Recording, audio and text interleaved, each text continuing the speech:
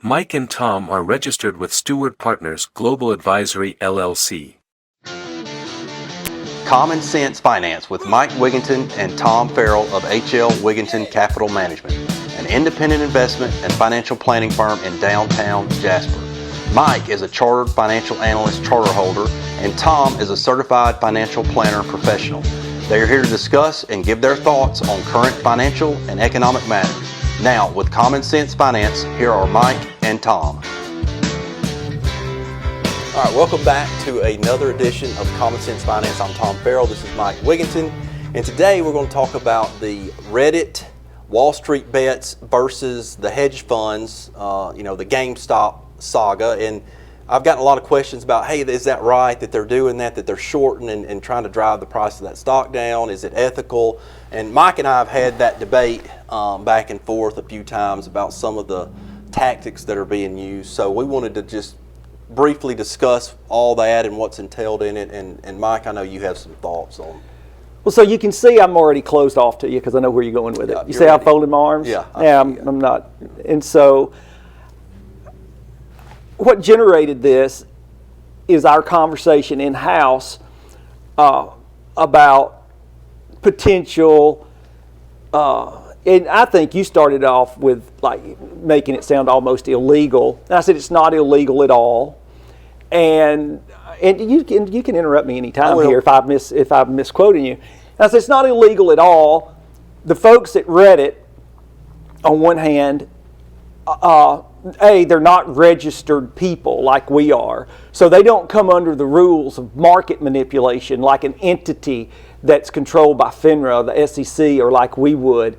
They're getting together. They're not, they can talk and say and promote something all they want. There doesn't have to be a valid investment theme, thought out, researched investment theme behind their actions. On the other hand, there's not anything wrong with hedge funds and short selling. As a matter of fact, it's healthy. It's forever. Every time you think about Overstock.com back in the day, because everybody wants to yell, oh, the hedge funds are piling on me and short selling and drive my price to zero. Well, listen, so the short sellers want the price to go to zero. But you know, if they're wrong, if that's a profitable company with a good, sustainable business model, it's not going to zero, and the short sellers are going to be put out of business if they're wrong. So this really leads to what we call price discovery. What is the true price of a thing? Okay, and so it's healthy. It adds to market efficiency, which is a good thing for everybody that wants to participate in a fair, legitimate market. And so again, I'm not going to speak for you. I think you had some trouble with the folks at Reddit. So why don't you give your case? Well, the problem I had, if certain circumstances were in place, and this so-called leader of this group of people that are behind the short squeeze on GameStop is touting it and telling everybody to buy, and he has thousands, 10,000s of followers that are buying it, and then he sits on the other side and he sells his shares, and then he's like, okay, he's still touting it, he's still trying to drive it up, and the whole time he's selling his shares. I'm not saying that's illegal, but I mean there's certainly some ethical issues there, and it may even be borderline on illegal depending on how he's doing it. I object to your use of the word leader, as you know. I don't, because somebody gets in front of something and other people, little followers tend to say, oh, that's a good idea, and maybe they're all a bunch of dupes, maybe they're not. But to say that they're a leader, nobody's putting a gun to their head. Nobody, all the people that are on Facebook, if they're following someone, does that make them a leader in the capacity that? I don't think so. But here's the bottom line for me. Okay, I absolutely believe that there's going to be some sort of regulation come about because of this, because government entities want to regulate. That's what they do. And they want to regulate more because that gives them more power. And so we don't need any new regulation, because what we're going to get, in my opinion, because this is the order of things, this is the natural order of things, is you're going to get what I refer to as natural regulation. And here's what that means, natural regulation. The market is going to find itself in a rational sense again. And if if anything is not fairly, the value of it's not fairly based, it's going to get swiftly punished. Meaning these people, it's going to go back down to where it was. You're going to have people that get wiped out. The market's going to go down. It's going to take a tumble, as it always does.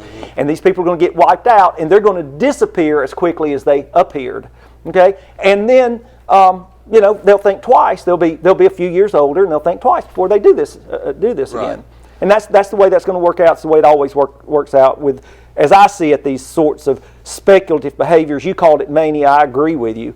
And I think it usually ends badly for most people. Absolutely. You can, again, look back through the course of financial history and see it over and over again. Yeah. And I think that's one thing.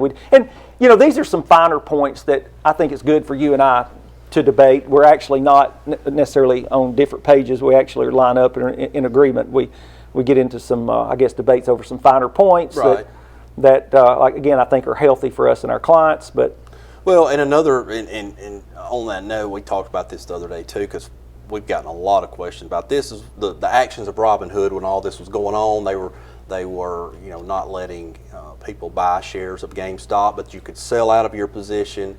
And the fact that they have a relationship with a hedge fund that had some ties to that. Yes. So there'll probably be a lot that comes out of this eventually. It may take a while to sort it all out. Well, and I'm not playing legal guy with you at all, but this is basic knowledge for folks that have been in the business for any number of years, is that that certainly is bad optics with Robinhood and Sure. whatever alleged ties they may or may not have. Okay, bad optics, but it's common language in all those documents that they can suspend any particular market maker or brokerage house can suspend trading Sure. in stocks that they're making no guarantees to buy from you or sell you anything, and so and that's sort of ideology. It's not ideology. It's facts. Has kind of, I think, widely been published. So you may have read that.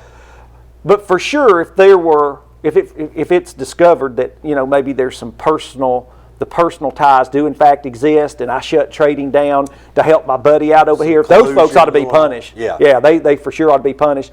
But there's no reason that I know of at this point to suspect that. And I think it was if I were in the position of the folks wanting to trade and I wasn't able to, I'd sure be upset about it. But do I have a legal stance? That's another question. Right. Well, that wraps up part 2 for now. We will see you next time.